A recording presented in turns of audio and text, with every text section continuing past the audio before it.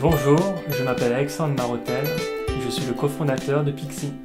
Le choix de Pixi pour moi, alors c'était premièrement une vraie volonté de créer une entreprise. C'est une vraie volonté, un vrai rêve que j'avais depuis longtemps. J'ai vraiment voulu réaliser tout ça de manière concrète.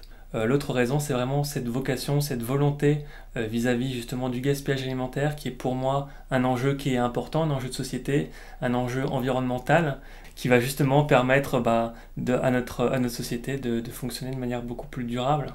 La grosse différence que Pixi peut avoir par rapport à la compétition, c'est qu'on permet vraiment de regrouper l'ensemble des acteurs économiques sur une même plateforme. On regroupe à la fois les associations, les professionnels et les particuliers. Et ça, on est les seuls à le faire. Et on est aussi la seule plateforme qui permet d'acheter, de vendre et de donner de la nourriture plutôt que de la jeter. Nos clients viennent sur notre plateforme pour trouver des produits qui sont à la fois gourmands, économiques et bons pour la planète. Et le fait de rajouter un produit pour le vendre ou le donner, ça se fait en 3 clics. L'une des spécificités de Pixi, c'est qu'on va pouvoir trouver une application mobile et aussi un site web. Et l'ensemble des 2 plateformes vont pouvoir se répondre.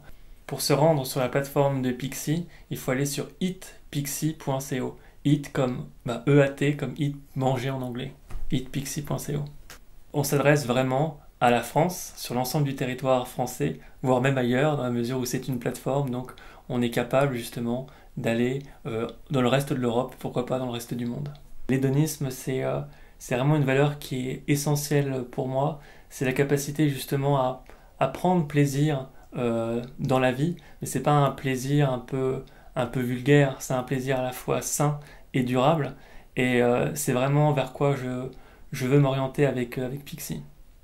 En conclusion, Pixi, ce sont des économies anti-gaspi.